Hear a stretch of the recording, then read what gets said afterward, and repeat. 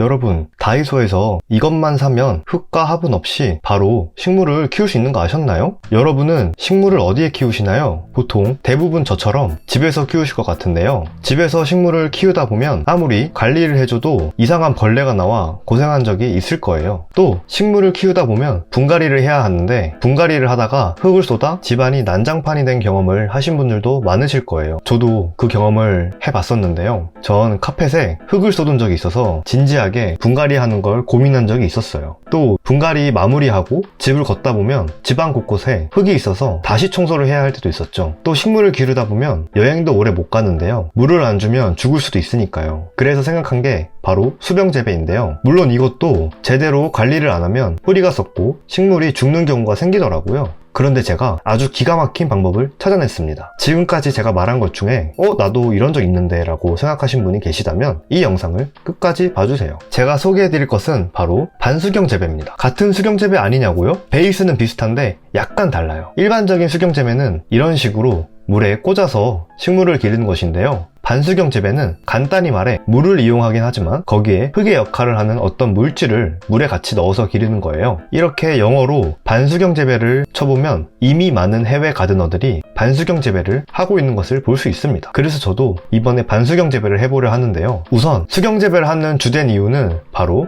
깔끔하고 벌레가 적게 생긴다는 것인데요. 제가 생각할 때 이 장점 때문에 더더욱 수경재배를 해야 한다고 전 생각을 해요. 이렇게 좋은 수경재배이지만 지금까지 제가 안 했던 이유는 수경재배를 하면 식물의 성장세가 더디기 때문입니다. 하지만 반수경재배를 하면 이를 어느 정도 극복할 수 있습니다. 그렇다면 반수경재배란 무엇일까요? 반수경재배란 토양이나 나무 껍질, 이끼 등 유기물을 사용하는 게 아니라 무기물을 사용해 식물을 재배하는 기술입니다. 수경재배의 경우 뿌리가 물 안에 잠겨있는 형태로 식물을 재배하게 되는데요. 반수경재배는 물뿐만 아니라 식물을 고정하기 위한 흙이 아닌 어떤 알갱이들이 필요합니다. 이 알갱이를 다공성 매체라고 하는데요. 말 그대로 구멍이 많이 나 있는 물질을 이용하는 것입니다. 이때 주로 사용되는 알갱이 중 하나가 바로 레카입니다. 레카는 점토를 구워서 팽창시킨 인조 자갈인데요. 우리나라에서는 하이드로볼이라는 이름으로 유통되고 있습니다. 이 레카는 단단하지만 매우 가볍고 공기 구멍이 많습니다. 이 레카는 스스로 물을 끌어올려서 뿌리에 수분과 영양분을 전달해 줄 수 있고 무기물이기 때문에 오랫동안 변하지 않아 소독해서 재사용도 가능합니다. 물론 조금 비싸긴 한데요. 근데 우리나라엔 다이소가 있죠? 다이소에서 바로 이 하이드로볼을 살 수 있습니다. 이게 진짜 꿀이에요. 거기에 재사용할 수도 있으니까 완전 무한동력인 거죠. 반수경 재배를 할 때는 레카만 사용하셔도 되지만 저는 추가로 펄라이트를 사용할 건데요. 어떤 분들은 경석을 추가해서 넣기도 하더라고요. 근데 이게 귀찮다 하시는 분들은 그냥 하이드로볼만 사용하셔도 됩니다. 자, 이제부터 흙에 있던 친구를 반수경 재배로 전환하는 과정을 보여드리겠습니다.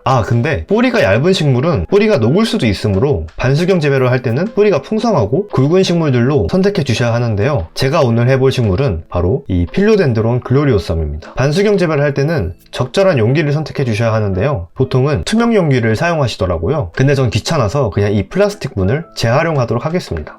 그리고 꼭 배수 구멍이 있어야 해요. 이 플라스틱 분은 이렇게 구멍이 뚫려 있어서 합격입니다.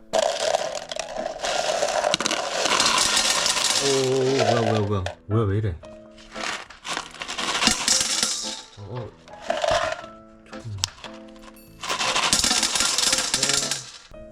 그래서 요거를